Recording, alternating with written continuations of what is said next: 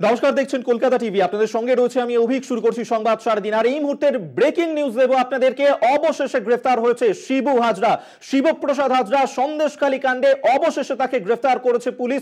আপনারা জানেন যে এর আগে থেকেই তার খোঁজ চালানো হচ্ছিল, কিন্তু কোনোভাবেই শিবপ্রসাদ হাজরার নাগাল পাওয়া যাচ্ছিল না। অবশেষে গ্রেফতার করা হয়েছে শিবপ্রসাদ হাজরাকে। সন্দেশখালী কাণ্ডে অবশেষে গ্রেফতার শিবপ্রসাদ হাজরা। এই মুহূর্তের ব্রেকিং খবর দিচ্ছে আপনাদেরকে।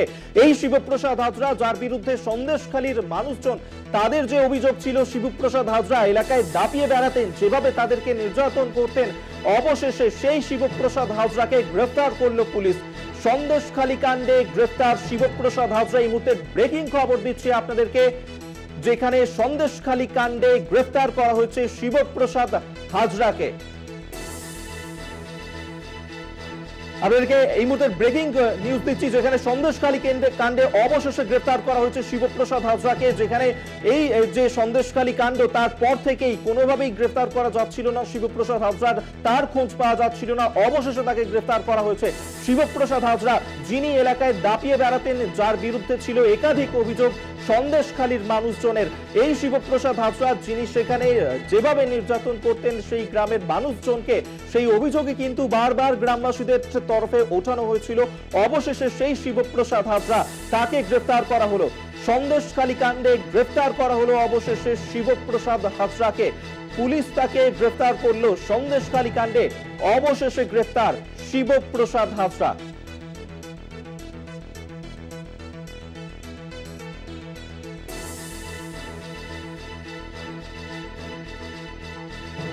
আপনাদেরকে এই মুহূর্তে ব্রেকিং খবর দিচ্ছি, যেখানে সন্দেশখালী কাণ্ডে অবশেষে গ্রেফতার করা হলো শিবপ্রসাদ হাজরাকে। সন্দেশখালী কাণ্ডে শিবপ্রসাদ হাজরা, যার বিরুদ্ধে কিন্তু মামলা দায়ের করা হয়েছে আজই, গণধর্ষণের মামলা, খুনের মামলা দায়ের করা হয়েছিল, এবং অবশেষে তারপরেই তাকে গ্রেফতার করা হলো।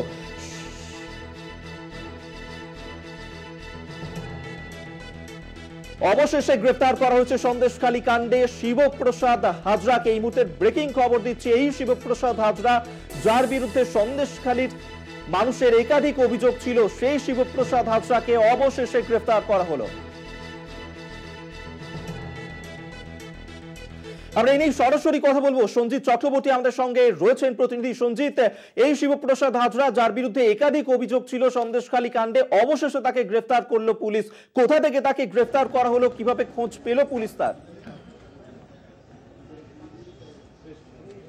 দেখো, ইতিমধ্যে জানো তুমি, চলতি মাসের 6ই ফেব্রুয়ারি যখন আন্দোলন হচ্ছিল, একটা অংশ আন্দোলন করছে গ্রামবাসীরা টাকা আত্মসাৎ এবং একাধিক নির্যাতনের অভিযোগ। এক নির্যাতিতর অভিযোগের ভিত্তিতে উত্তম সর্দার এবং শিবপ্রসাদ হাজরার বিরুদ্ধে গণধর্ষণের অভিযোগ করেছিল ওই নির্যাতিতা বসিরহাট মহকুমা আদালতে 164 অর্থাৎ জবানবন্দি দেয়। জবানবন্দিতে 20 নম্বর কেসে উত্তম সর্দারকে পুলিশ গ্রেপ্তার করলেও আজকে তাকে যখন 8 দিনে পুলিশ হেফাজতে নেওয়া হয়েছিল, কিন্তু শিবপ্রসাদ হাজরাকে এর বাইরে রেখেছিল। আজকে যখন বসিরহাট পুলিশ জেলার পুলিশ সুপারের অফিসে যখন সাংবাদিকরা, মানে আমরা প্রশ্ন করি সুপারকে, পুলিশ সুপারকে, যে একই কেসে উত্তম সর্দার গ্রেপ্তার হলো কিন্তু শিবপ্রসাদ হাজরা কোথায়, তখন তিনি বলছেন স্পেসিফিক তদন্ত চলছে, মামলা হয়েছে, দেখা যাচ্ছে। কিন্তু ইতিমধ্যে যেটা জানা গেছে যে শিবপ্রসাদ হাজরাকে গ্রেপ্তার করেছে সন্দেশখালী থানার পুলিশ। তাকে আজ সন্দেশখালী থানার পুলিশ গ্রেপ্তার করেছে। আগামীকাল বসিরহাট মহকুমা আদালতে তোলা হবে এবং তাকে পুলিশে হেফাজতে নেওয়ার আবেদন জানানো হবে। ইতিমধ্যে কিন্তু সন্দেশখালী যে আন্দোলনের, অর্থাৎ চলতি মাসের 5ই ফেব্রুয়ারি যে আন্দোলন, একদিকে আদিবাসীদের একটা অংশ, অন্যদিকে গ্রামবাসীদের যে আন্দোলন ছিল, সেই আন্দোলনের গতি প্রকৃতি ছিল এই শিবপ্রসাদ হাজরা এবং উত্তম সর্দারের বিরুদ্ধে।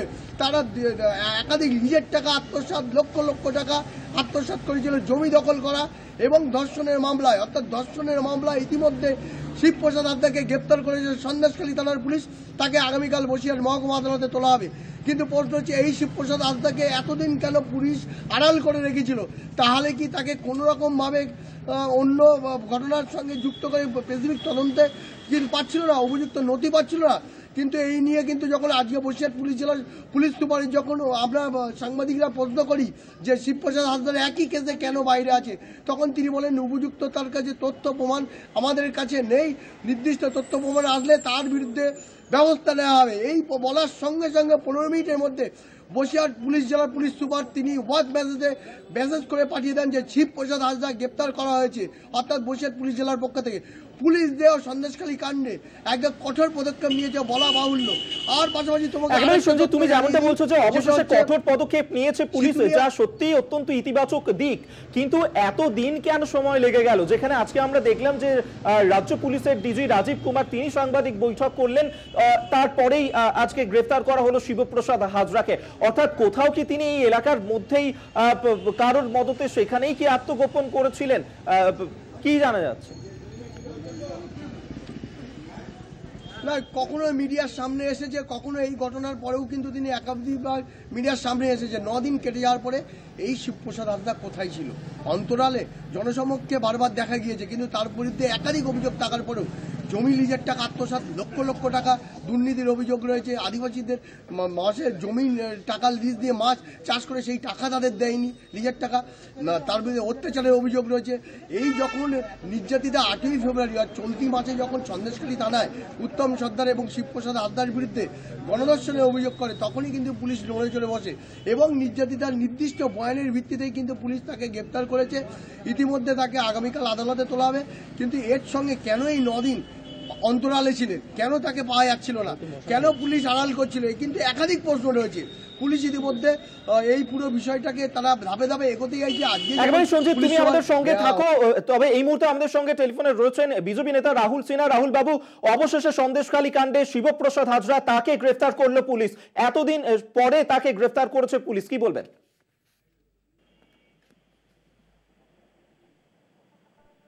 লোকে বলে জল ঘুলিয়ে খায়, তৃণমূল কংগ্রেস হচ্ছে একই জিনিস। প্রথমে তৃণমূল কংগ্রেস সরকার স্বীকার করলো, বারবার বলল কোনো মহিলা নির্যাতন হয়নি, কোনো গ্যাংরেপ হয়নি, সব বিজেপির বানানো তথ্য, বিজেপি সব শিখিয়ে করছে। এখন যখন গণধর্ষণ হলোই না, তাহলে গণধর্ষণের কেস তৃণমূল নেতাদের বিরুদ্ধে দেওয়া হলো কেন? আর এখন গণধর্ষণে গ্রেপ্তারি হলো কেন? আসলে এই সরকার এখন জনচাপের কাছে মাথা নত করেছে, জনচাপের কারণে বাধ্য হয়েছে এই সিদ্ধান্ত নিতে। আগামী দিন শাহজাহানের বিরুদ্ধেও এই জাতীয় নানান ধারা লাগাতে হবে আর ওকেও গ্রেপ্তার করতে হবে, জনচাপ। বেশ, অর্থাৎ আপনি বলছেন চাপের মুখে পড়েই শিবপ্রসাদ হাজরাকে গ্রেফতার করা হয়েছে।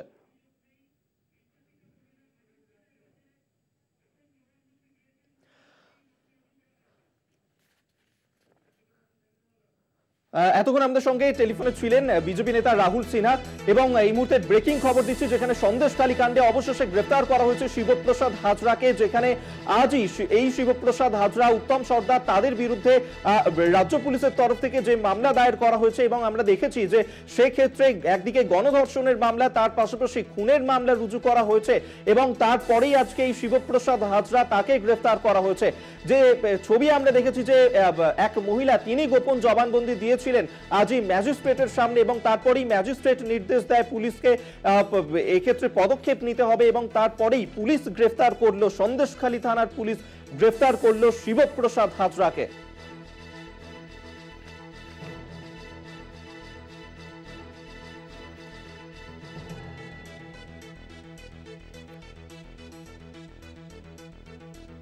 সন্দেশখালী কাণ্ডে অবশেষে গ্রেফতার করা হয়েছে শিবপ্রসাদ হাজরাকে, যার বিরুদ্ধে আজকে এই উত্তম সর্দার এবং শিবপ্রসাদ হাজরা, তাদের বিরুদ্ধে গণধর্ষণের মামলা এবং পাশাপাশি খুনের মামলাও রুজু করেছে আজকে পুলিশ।